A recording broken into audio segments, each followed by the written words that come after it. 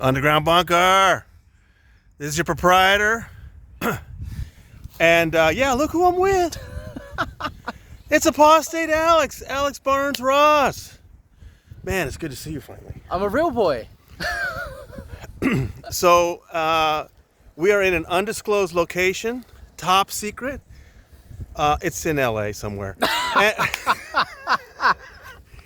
And why he's here, why I'm here, why we're together, it's just all secrets. It's all secrets.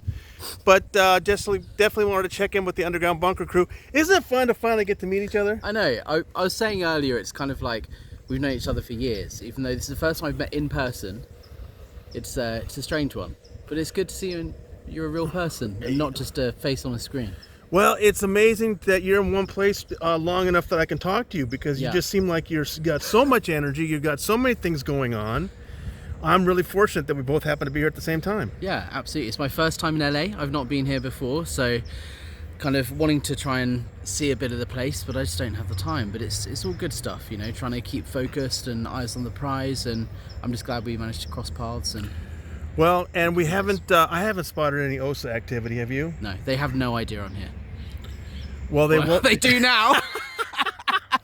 No, I've taken great lengths, gone to great lengths to make sure they don't know that I'm here. I'm heading up to Portland tomorrow, which is going to be today. I think it's coming out tomorrow. Right. Out to Portland, and they know about that. I've announced that, but I've not announced that I'm here in LA. So by the time this is out, I'll be long gone. But and I had heard that I think you had said something about going to Portland, and but we were talking the other day, and I mentioned I was going to be in LA. Hey, it's Mother's Day. I came out to see the moms. And you said, I'm going to be there too. So this was just a totally lucky thing. We decided to make time to see each other and swap some stories and share some secrets. And I just think it's great. I've met so many people through this whole thing over the last 29 years.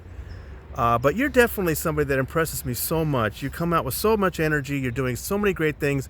And you make things happen, Alex. How do you do that?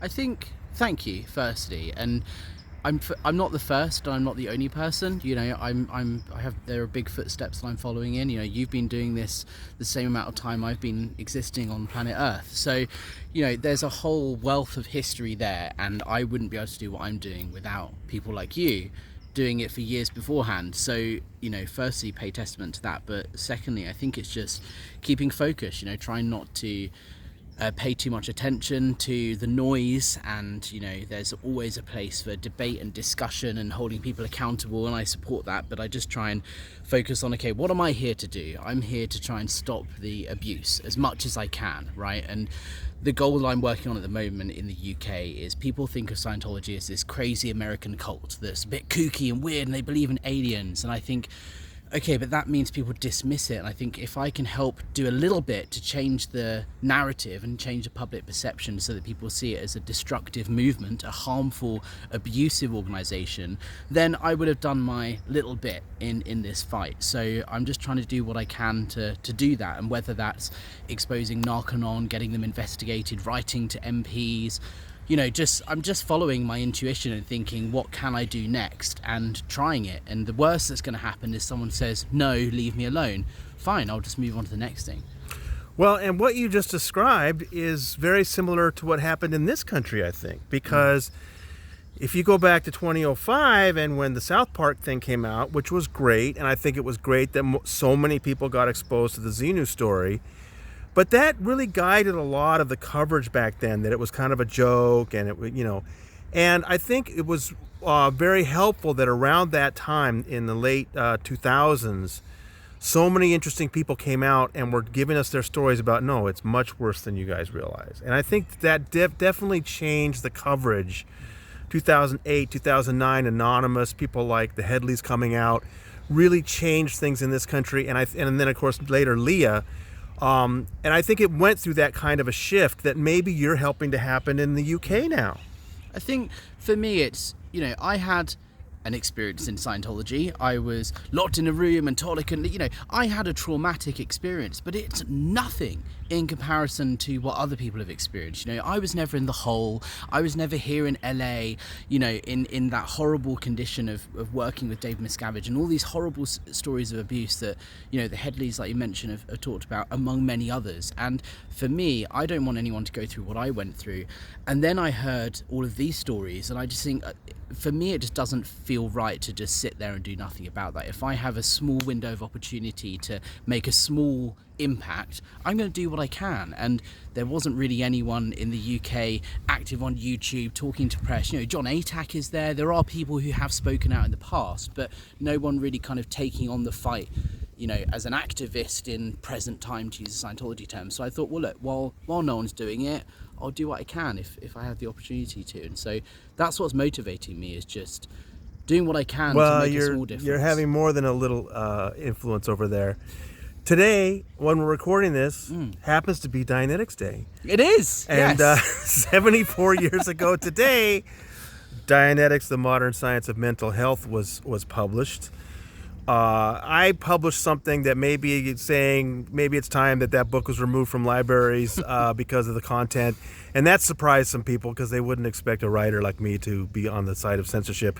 Look, I just wanted to get people talking. I do think it would be very interesting if institutions like the Library of Congress were to put out a statement and say something about the content of that book and raise an issue. But for Scientologists, how many times did you have to read that book? I didn't have to read it X amount of times, but I was the director of public book sales, so my job was to sell Dianetics, so of course it was expected. I was very familiar with its contents. I only officially studied it once on extension course, but I'd read portions of it as part of different courses or whatever many times. I just think it's amazing when I went through it and I blogged it from cover to cover, how like Hubbard's main example of how an engram is formed is that you're a fetus in the womb and mom and dad have rough sex and you get knocked out during it, and whatever dad yells during that rough sex forms your first engram. And he loved that example. He uses it like 3 or 4 different times in the book. He really is serious about that. And I just remember thinking, this book is disgusting. Mm-hmm. And it's called The Modern Science of Mental Health. Right. There is no science and there's no mental health. It's just completely, it's really hard read. It's really long. It doesn't really make a lot of sense. And it's based on no research and no fact, but it's written as if it is. Right. And that's, I think, what a lot of the appeal must have been back in the 50s when it came out, was it comes across as though it's written by someone who knows what he's talking about. And I think there's enough information out there for us to establish that he doesn't know what he's talking about. Well, I think part of that appeal was this idea that if you get together with your friend and you help each other remember what it was like in the womb, you're going to discover these things that you can blame on your parents. That's always very popular with this kind of psychobabble. You can blame on your parents, and then you're going to take that off of yourself, and you're going to suddenly be a better human being. I mean, that's attractive to people. It's like, yeah, if I can just find that stupid thing my mom did or that terrible thing my dad did, I will become, higher IQ. I'll be better at my job. I'll make more money. I think that's why it was so attractive at first. I think that's Scientology as a whole. Like the concept behind it makes sense. Who doesn't want to live a slightly better life and help each other out and have a greater level of existence? And okay, great, there's nothing harmful about that. But the problem with Scientology and Dianetics is it's a totalitarian extremist belief system. It's right. All or nothing. And when you apply something to the extreme like that, it then becomes harmful and dangerous. And that's what I think sets Dianetics apart from The Secret or self-help books or whatever. Is it's ultimately harmful, especially when it's based on zero evidence. And it's absolutely ridiculous that Scientology will promote now that they support gay rights, and yet in Dianetics today it says that any homosexuals are 1-1 on the tone scale or thereabouts. It doesn't say that word for word, but you're a degraded being if you're gay. And he calls it a perversion. Right, he uses the word perversion. Sexual perverts. Right. And it's just ridiculous that they are currently selling a book that says that, and yet they outwardly deny it. And that's just one example of many things that when you apply Dianetics Scientology the way it's meant to be, it's harmful. It has no place in society in 2024. Well, I'm really glad that that's your focus. You are making people in the United Kingdom take notice that this thing they might think of as kind of a goofy American thing is actually a very harmful organization in England that is harming people right now. I think that's great that you're doing that. Thank you. I think that's the main message that's getting through to people. I think when speaking to politicians and people who can actually affect change in the UK, what gets through to them is saying, yeah, you've heard of Scientology, but did you know that there are people, forced to do hard manual labour or thrown in the lake at St Hill? There are dozens of people who have spoken about this, and it's happening right now. And it's been going on since 1959 when LRH bought St Hill Manor. They don't realise that, most people that I've spoken to anyway. And once they realise that that sort of treatment of human beings is going on and has been going on for decades, then suddenly they're interested. And then you throw in the money and you work out the millions of pounds worth of tax that they haven't paid because they don't pay their staff, because they're volunteers, and all of that sort of stuff. It suddenly adds up over the extended period of time, and then suddenly they're interested. And it's just looking at things in a slightly different perspective that I'm trying to bring to the table. Well, I think they are very interested, and we've got a member of parliament. I think people at the highest levels over there are getting interested thanks to you, and I look forward to some real results. I'm sure we'll get them.